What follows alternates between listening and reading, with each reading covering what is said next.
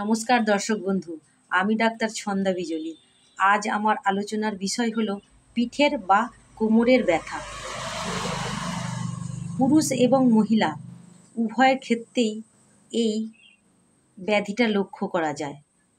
তো আমাদের এই কোমরের বা পিঠের ব্যথা হওয়ার নানা কারণও আছে। প্রথমত, আঘাতপ্রাপ্ত।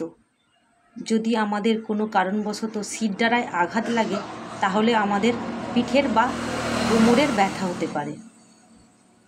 তাছাড়া আমাদের মেরুদণ্ডের বা শিরদাঁড়ার যে ডিস্ক আছে, সেই ডিস্কের ক্ষয় এবং ডিস্কের বৃদ্ধি, এই দুটো কারণেও আমাদের কোমরের ব্যথা হয়।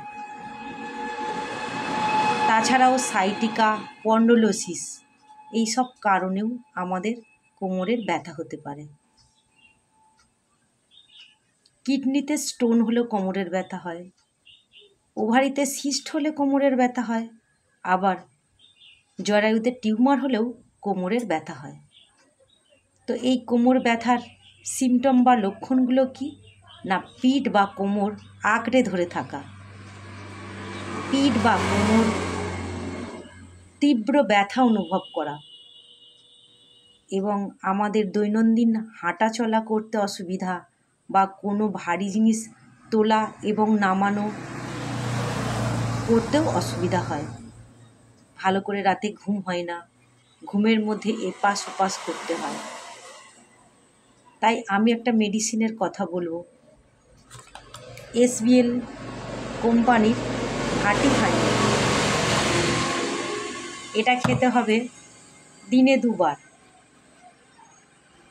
কাপের 1/4 জলে 10 ফোঁটা করে।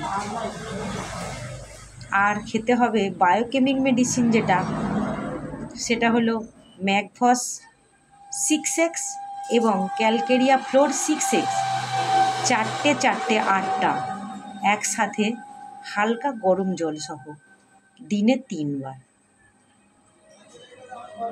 তাহলে দেখুন আপনারা কেমন থাকেন। আশা করি ভালো থাকবেন। নমস্কার।